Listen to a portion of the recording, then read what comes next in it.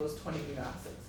Okay, some proteins in your body are like 100 amino acids long. Some of them are, 2,000, 200,000, right? All of the 20 amino acids have the same basic structure. They all have a central carbon. They all have an NH2 or amino group. They all have a carboxylic acid group, so a COOH group. And then they have an H right here. They all have an R group. This is the functional group, okay? So this is what changes, or this is what is different between or among amino acid 1, amino acid 2, amino acid 3, et cetera, et cetera. So amino acid 1, the easiest amino acid, glycine, has an H here. And then I think it's valine has a CH3 here. Okay, so each of the 20 different amino acids have different R groups. And that's what gives that amino acid their property. Some of these R groups are nonpolar, so they're not charged. Some of these R groups are charged positive, some of them are charged negative. Some of them are polar, okay, and so it's going to help with folding. So let me give you an example. Let's say we have a chain of amino acids, right?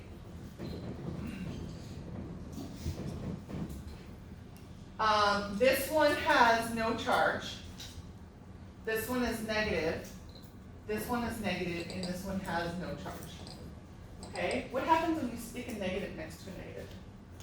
Do they attract each other or repel? Repel. Repel, okay? And so these guys are going to push away from each other. So it's going to cause the chain of amino acids to sort of kink or bend in that area. Okay? What if this was a positive and a negative? Attract. They would be attracted to each other, and so it would look something like this, right? Where they would be, here's a negative, here's a positive, right? They'd be attracted to each other. And so the charge or the lack of charge on those amino acids is what starts helping the chain of amino acids to fold, and what's going to help with the folding of that protein with that three-dimensional structure. All right. Okay. And so the R groups are what are different. So we talked about this last time. Sticking an amino acid together requires a dehydration synthesis. So if we wanted to add another amino acid to this, we would pull it in from the blood into the interstitium, into the cell, and we would pull out water, right? So this is called a peptide bond.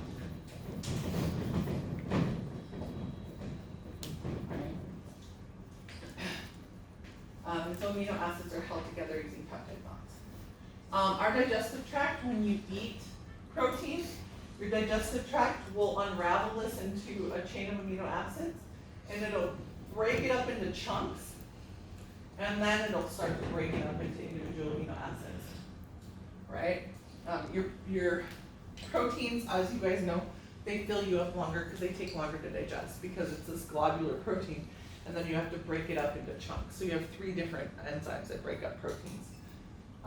It starts in the stomach and in the small intestine is where it finishes. Okay, let's talk about folding. So how do these guys fold? Because these are highly complex structures, they have to have like a folding process. Okay? And so these guys,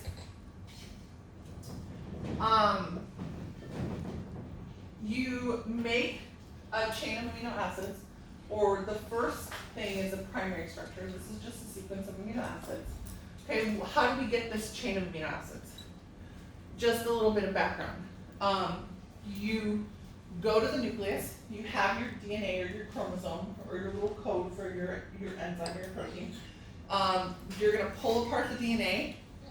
You're going to make a template copy of the secondary strand or the lagging strand. Then that becomes messenger RNA. You sort of peel it away. You take it to the plasma or the cytosol. You find some ribosomes, and they decode that code into amino acids. And so when you cover this in micro, and you will cover this in micro, this is transcription and translation. Okay? We're not going to spend time on it here. I used to do it when I first started, and then it took way too long for students to understand. So I'm just going to start with the primary sequence. So this was coded for in your DNA, okay? And so this is your primary sequence. It's just a chain of amino acids.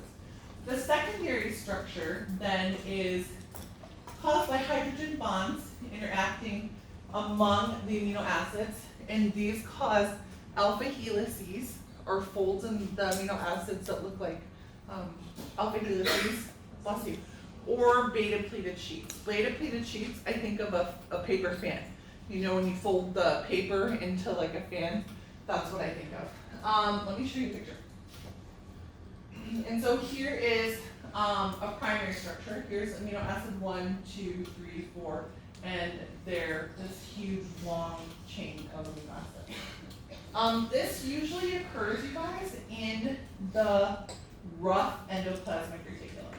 Okay, so this usually is decoded in the rough endoplasmic reticulum because you have ribosomes there.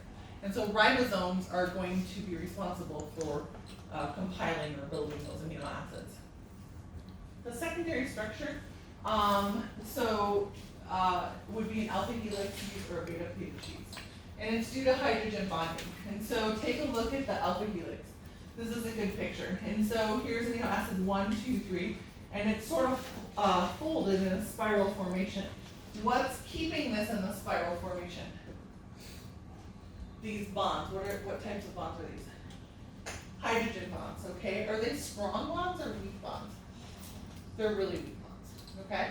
The bonds, these bonds that we see right here, that hold the peptide bonds that hold the amino acids together, those are really strong bonds. Those are covalent bonds, okay? The hydrogen bonds are really weak. And so because they're really weak, it's easier to sort of rip them apart if you need to. Okay, the beta pleated sheet, sort of a crappy picture, but here's a beta pleated sheet. Okay, and so you see like it's in a sheet orientation.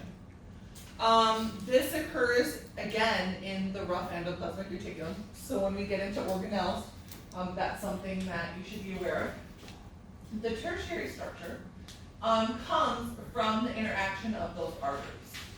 Okay, those R groups affect one another, and that's going to give you that folding pattern. So tertiary is not the last step. Tertiary is like the third step, right?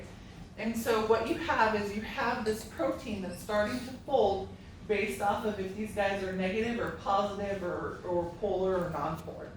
So you have the alpha helices and the beta pleated sheets, and then you have it start to sort of fold on itself and create like a three-dimensional structure. This is not functional yet. This again is in the ER. And then these guys will get shipped to the Golgi apparatus, and they'll be put together in the Golgi. Okay, so it's like a packaging thing. When I think of a tertiary structure, hemoglobin is always a classic example because it's a three-dimensional globular protein. So hemoglobin, let me back up. Hemoglobin is made of 4 subunits. Here's an alpha subunit, here's a beta subunit, another alpha subunit, and another beta subunit.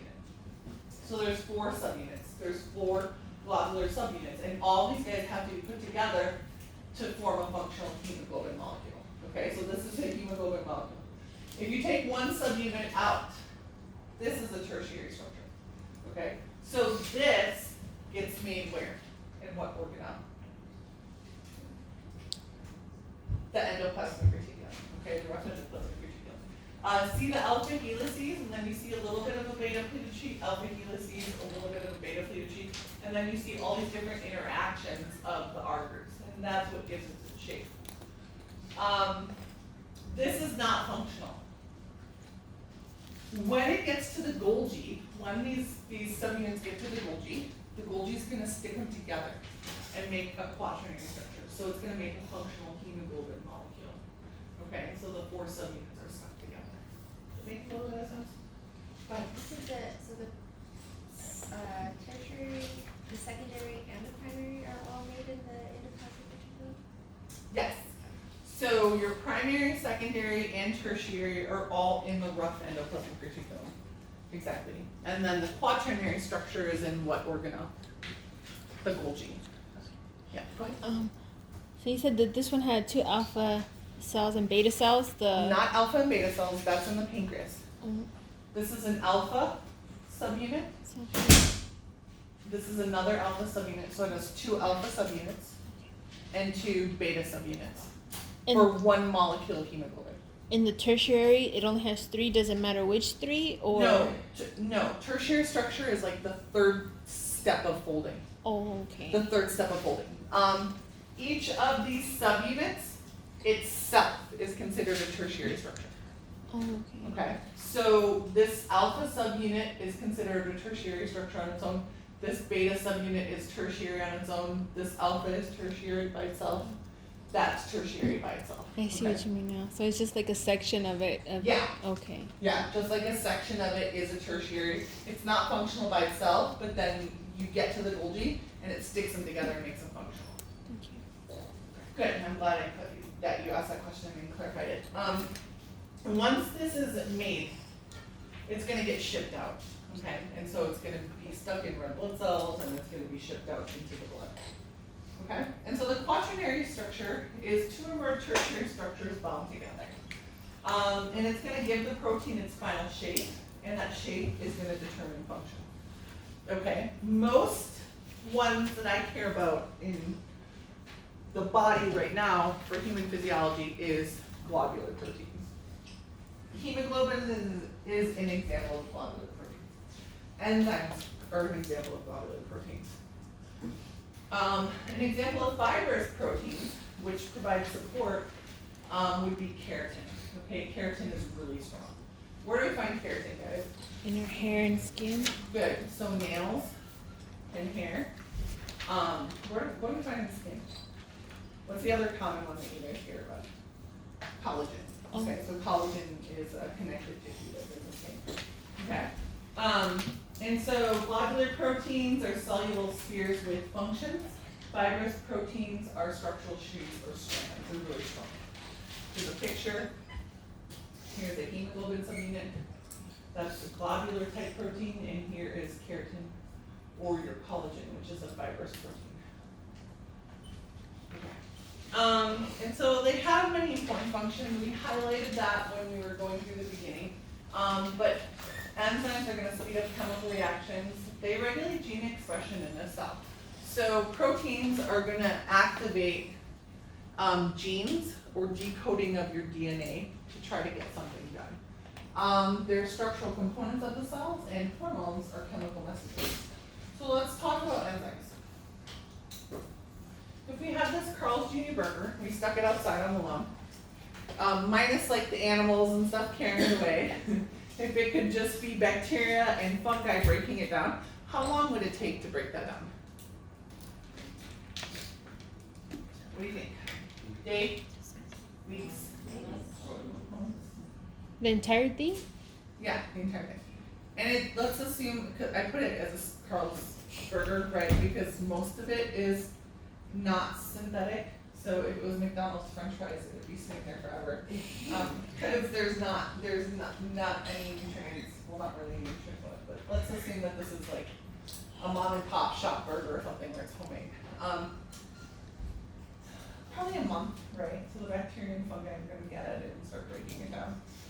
If you watch the Super Size Me stuff, or when you watch the Super Size Me stuff, you can see there's one clip where it's not part of the movie, but they do an experiment where they have McDonald's French fries in a bell jar. A bell jar is a glass jar, and it's sealed on the bottom.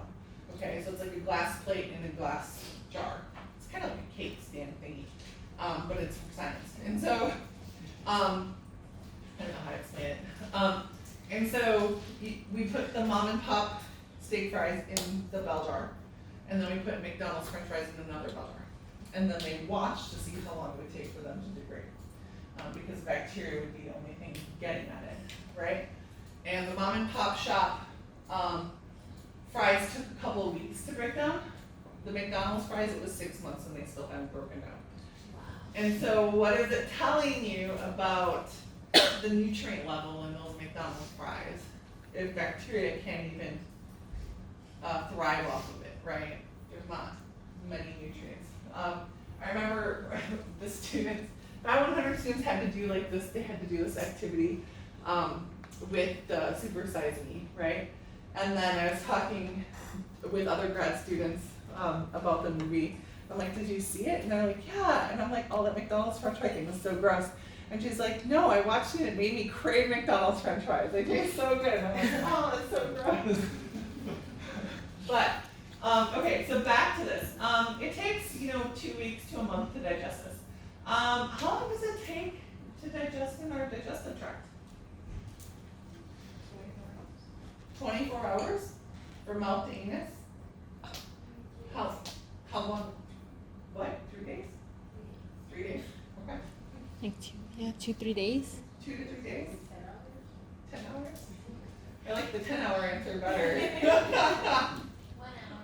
Not that much. You got some diarrhea going on there. Okay, so think about it.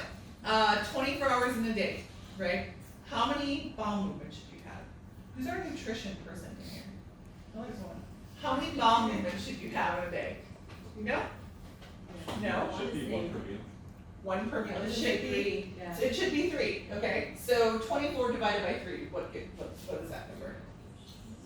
8. 8. So it should take about 8 hours for mouth to anus. Okay. Does that mean that all the proteins completely digested? No. Okay. There's still some remnants, right? So you think about as you're doing your food journals, track your fiber. Okay. You should have about 25 to 30 grams of fiber per day. If you're not getting enough fiber and you're not getting enough water, you're not going to have 3 bowel movements a day. My husband listens to Howard Stern, and he recently had, sometimes it's really interesting. I like when he interviews people. I don't like when they're just talking shit and stuff. But I'm like, how can you listen to this? It makes my head hurt. But so he had a colonoscopy, right? And he was talking about like how the procedure, how they have to like empty the whole digestive tract. And so a nutritionist called in and she said, oh, well, I've listened to what you're eating, I've listened to how everything's going. You can get more fiber by, like he eats yogurt, right? She said, oh, just put some grape nuts in the yogurt. And that'll add like 3 grams of fiber instead of putting like granola, no, the fiber crackers, that's what he was doing. She's like, that's like 1 gram, it's not very good. And he's like, well, let me ask you, how much do you poop in a day? And she's like, well, actually, she's like, I poop about 5 times a day. And she's like, I'll have a short meal when I get up in the morning, and then I'll have a meal, like around 10 o'clock, and I'll already have like 2 bowel movements. So it's like every time you eat, you should have one. And then they got into like the description of the poop and everything. And my husband and I are just laughing. Cause I'm a biologist, body fluids, whatever. And so, but it was really interesting. So make sure if you're not having 3 bowel movements a day, at least 1 hopefully, if you're not getting that, you need more fiber and you need water. Okay, water is really important too to keep that digestive tract moving. Okay, so instead of taking 2 weeks, it should take about 8 hours. Why does this occur faster in our body? What do we have? Enzymes. Enzymes. So enzymes are going to catalyze that. Okay. So enzymes or globular proteins that are going to speed up chemical reactions. Okay. How do they speed up these chemical reactions? Think about it. If I have sucrose, right? So here's glucose and fructose stuck together, and this is sucrose, right? An enzyme, this reactant is going to bind to the enzyme. The enzyme is going to stress this bond so that you don't have to put as much energy to break it, okay? So normally you'd have to put in this much energy to break it. When you use an enzyme, you stress that bond so you don't have to put as much energy in to snap it apart. And so they lower the energy required to get the reaction to go. We call this, the enzymes lower the activation energy required. Okay. Go ahead. So is that like the opposite of an ion? Not necessarily. So an ion is just like, if it's sodium, it has an extra, it has an electron removed, so it's a +1 charge. If it's chloride, it has an extra electron, so it has a -1. So those are just charged things. Enzymes are globular proteins that make reactions go more quickly, okay? And so we really need enzymes to help us live, right? If we didn't have enzymes, some reactions would never happen, and that's not beneficial to us at all. Okay, we'd be dead by the time we get the nutrients in to the cells. And so these guys are used in decomposition reactions. So again, you're seeing the hydrolysis reaction. So you're adding water to rip apart the bonds. So hydrolysis reactions are adding water to break apart bonds. We also call this a decomposition reaction. It falls under the category of catabolism. So catabolism is what your digestive tract does. It rips apart molecules by using water and enzymes, okay? And then synthesis reactions form chemical bonds. This is the same thing as dehydration synthesis, right? You wanna stick these guys on to this one, so you're gonna pull off water. They're also called condensation. So dehydration synthesis is pulling off water. Condensation is making water, so it's the same thing. We call these anabolism or anabolic reactions. How do I explain this? So after you've eaten the burger, right, and your digestive tract has ripped the proteins apart to amino acids, you're going to pull those amino acids into the blood, pull them into the tissues, into those cells, and then you're going to take those amino acids and you're going to rebuild structural proteins that you need, or enzymes, or whatever that cell needs. And so your digestive tract does catabolism, where it rips apart everything or hydrolyzes everything. And then when you get stuff pulled into the cell, they're going to go through anabolism. Anabolism is building up. How do I remember the difference? Think of anabolic steroids do what to muscles? To build them. Build muscles. So anabolic steroids build muscles, anabolism builds up. Okay? How do they work? They decrease the activation energy of the reaction. What's activation energy? Energy required to get a reaction to go, chemical reaction to go. So enzymes are key for our survival because they catalyze metabolic reactions by decreasing the amount of energy that we have to expend to get them to go. You guys learned in chemistry, like there were exogonic reactions or endogonic reactions. Some of them release heat, some of them need heat or energy to get them to go. Some of them, if you just let them sit around, they're never gonna react. Okay, we don't have time for that in the body, so we have to have enzymes. Okay, here's a plot. Here's reactants.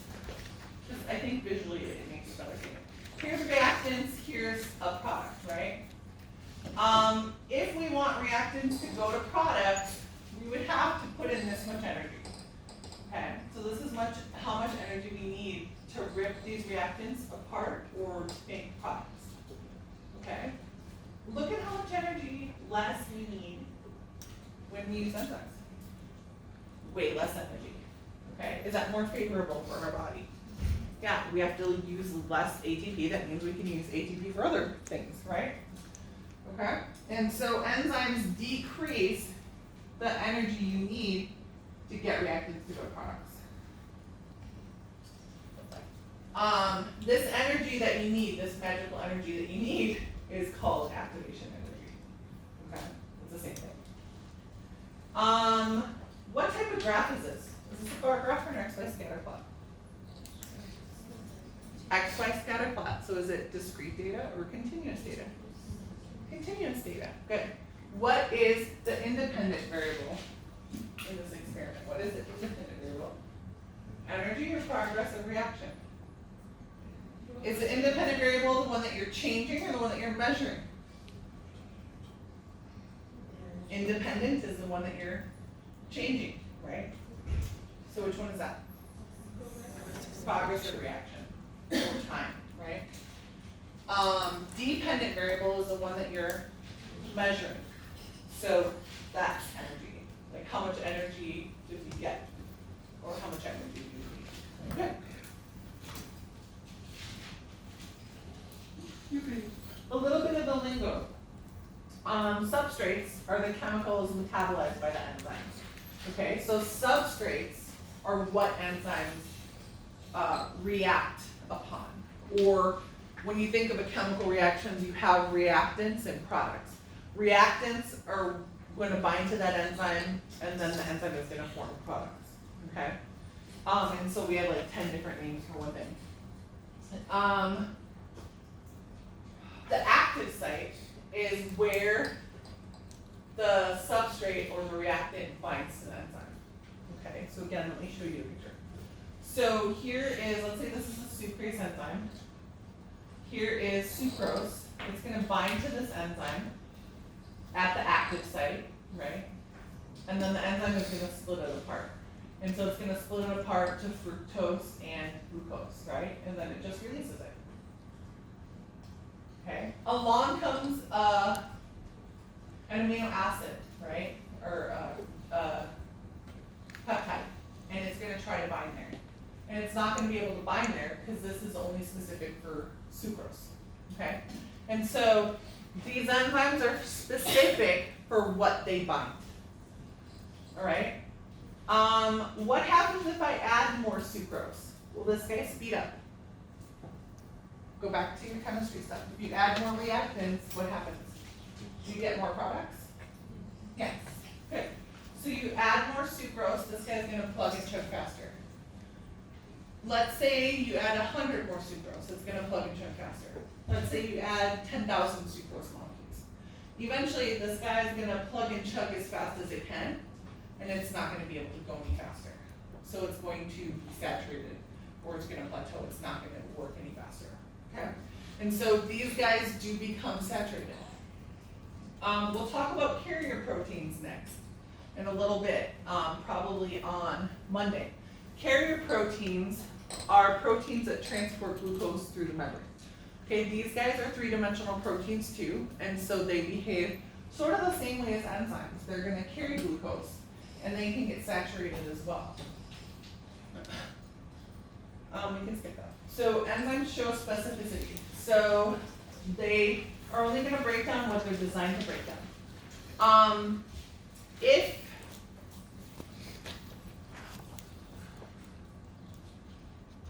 I forgot what I was going to say. It'll come back to me. We can regulate these guys. How can we regulate these guys? They need cofactors or coenzymes to become activated.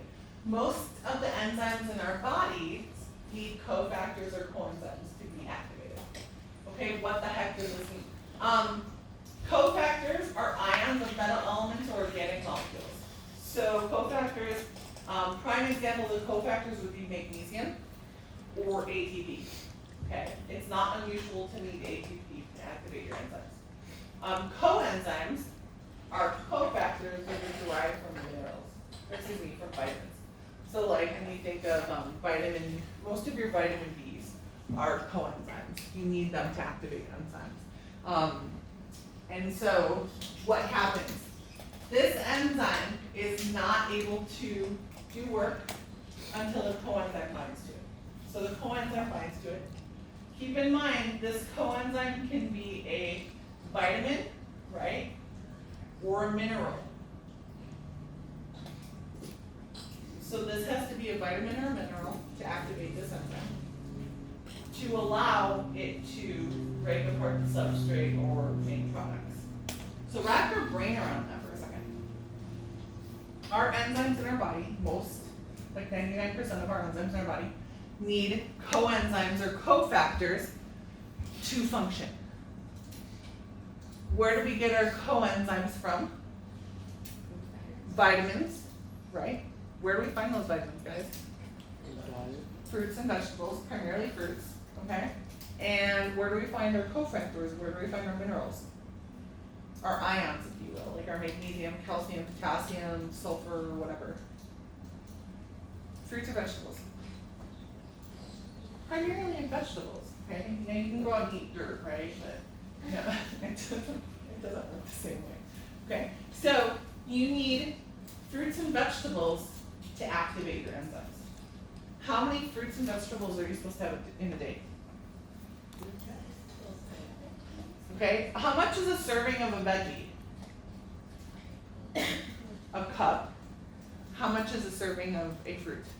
Because there's sugar in it, it's less, so half of a cup, okay?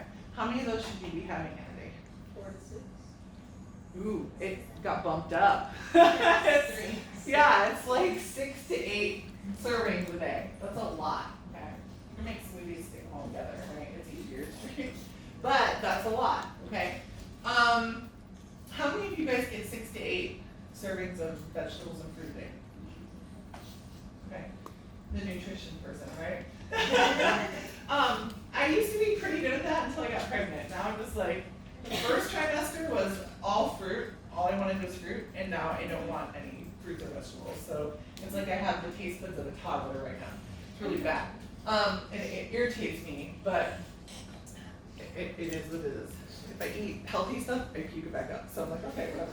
The baby is just gonna eat whatever he can eat. Think about it. In the Inland Empire, we're called a food desert. We're called a food desert for a reason because we don't have fresh veggies and fruit available in every neighborhood. In inner cities, such as Inland Empire, such as San Bernardino, most of us get our fruits and vegetables from 7-Eleven. Okay? Crazy, right? So, if I'm a 0 to 5-year-old in the Empire, am I getting enough fruits and veggies? No. Am I getting enough coenzyme and cofactors to activate my enzymes? No. Are my enzymes functioning? No. Am I developing properly? No. Adults, we can suffice, right? If you don't lay down the nutritional contents from 0, like when you're in the womb, to adolescence, like, well, I guess 18. Later on in your 40s and 50s, it's gonna come back to haunt you. So like if you didn't drink, and if you didn't get enough calcium in your adolescence and lay down those bone nutrients and density, you're gonna see it in your 50s and 60s with weak bones breaking easily. And so it's really, really, really important to lay down the nutritional aspect. 0 through 5 definitely for nervous system development, brain development, cognition, motor coordination, and thinking, and then through adolescence for everything else. And where else do we see it? Geriatric population. Okay, if those in home or shut-in people aren't getting enough nutrition, elderly people aren't getting enough nutrition, they're not going to activate their enzymes. They're not going to be able to heal wounds effectively. They're going to be more sick or have more health issues because of this. Okay, and so in